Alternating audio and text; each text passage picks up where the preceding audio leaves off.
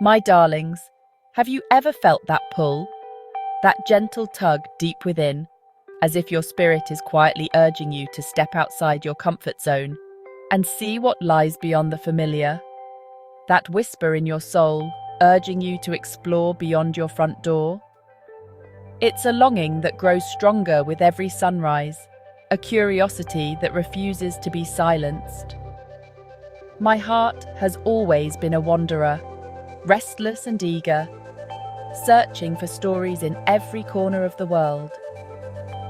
It yearns for the scent of unfamiliar spices drifting through crowded markets, the sight of a sunrise painting a new landscape in colours I've never seen, and the sound of languages swirling around me like music, each word a note in a global symphony.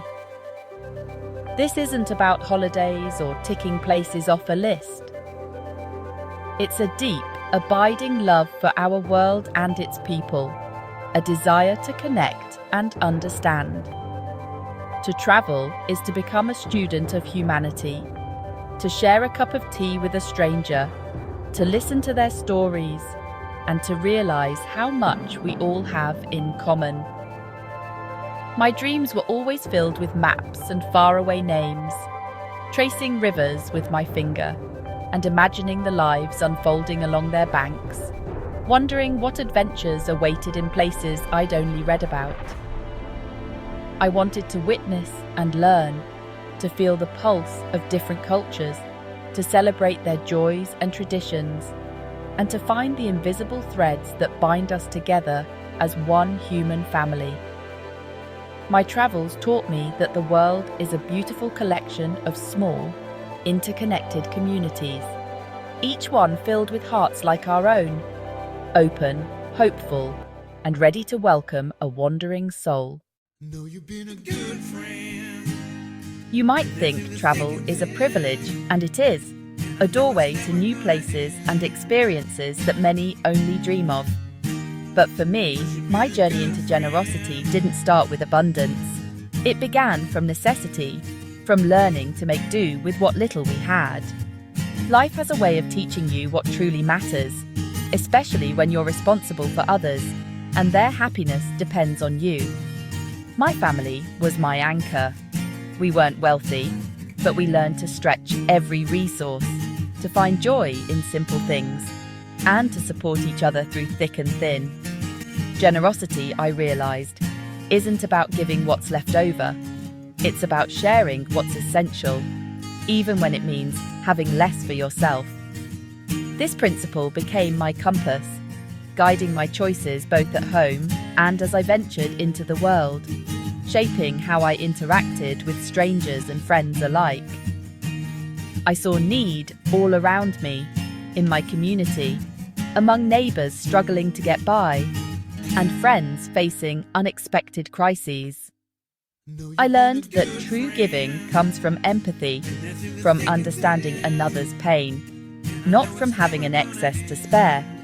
Sometimes it was as simple as preparing a meal for a sick friend or dropping off groceries to someone who couldn't leave their home. Other times, it meant offering a listening ear to a troubled heart, or just being present when someone needed comfort. These small acts became the currency of my life. True generosity is a daily practice, woven into the fabric of how you see and move through the world, shaping every interaction. It's about understanding that we're all connected, that one person's well-being ripples out and touches us all, no matter where we are. This spirit of giving guided me as I travelled, not as a philanthropist, but as someone who knew, deep down, what it meant to need a helping hand and to offer one in return. These are lessons not learned in books, but in the school of life, and they continue to shape the way I see the world and my place within it. As I travelled across continents, I witnessed countless stories of need, resilience, and hope in every corner of the world. From the crowded streets of distant cities to the quiet villages tucked away in the countryside, people everywhere faced challenges with remarkable strength. My instinct to share shaped by my own family's struggles and hardships, naturally extended beyond my loved ones to complete strangers I met along the way. I realized that kindness knows no boundaries. In Southeast Asia, when a sudden storm hit, I opened my small room to a local family seeking shelter. We shared a simple meal together, listening to the rain as it poured outside, finding comfort in each other's company. In those moments, we weren't strangers at all. We were simply people, united by our need for warmth, safety, and human connection, sharing laughter and stories as the storm raged on. Later, in India, I met a group of talented women artisans. I helped them start a cooperative by purchasing their beautiful handmade textiles, supporting their craft and their families. My small contribution felt like more than just a purchase. It was an investment in their dreams, a way to help them build a better future for themselves and their children.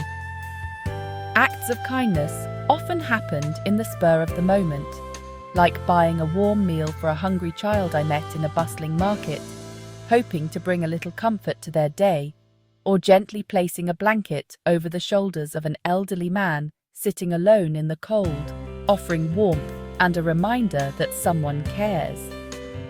Each act, no matter how small, became a vital exchange, teaching me about courage, gratitude, and the quiet power of compassion that connects us all.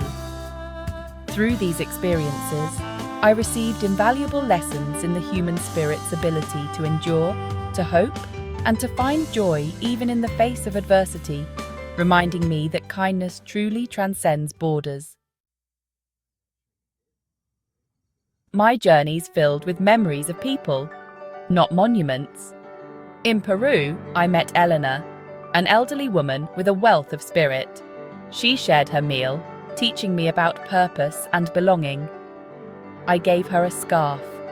She gave me a carved llama, a symbol of generosity. In Cambodia, a young man taught English to village children.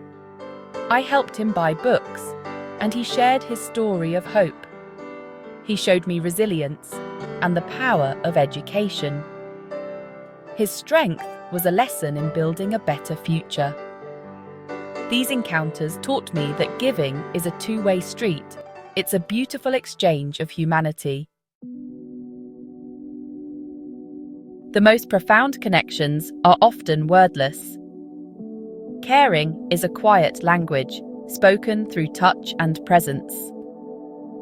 In Japan, I helped an elderly woman with her groceries. We didn't speak, but her gratitude was clear. This silent communication is honest and powerful. It's in a mother's soothing touch or a friend's comforting hand. These gestures bind us together, reminding us of our shared humanity. In giving, I relied on this silent language, offering presence and empathy. It's a recognition of dignity, saying, "You are not alone." Kindness often comes from those with the least to give. It's a choice made from understanding hardship. When you've known hunger, you share your bread. This generosity isn't casual, it's a deliberate choice. It's easy to give when it costs nothing, harder when it means less for you. I saw this choice daily in my travels. A family shared their meal, valuing connection over comfort. This generosity redefines wealth as a richness of spirit. It's a lesson in the interconnectedness of life. Kindness is a choice, often made in adversity, showing true character. What message do I leave you with? Do not underestimate your kindness. In a divided world, connection is our most powerful light. Every act of generosity sends a ripple of warmth. Look for opportunities to be generous, even when it's hard. Appreciate the caring people around you, the quiet heroes of everyday life. Generosity is not finite. The more you give, the more you have. The world is full of challenges, but also overflowing with goodness. Stay connected, look after one another, and embrace the power of a helping hand.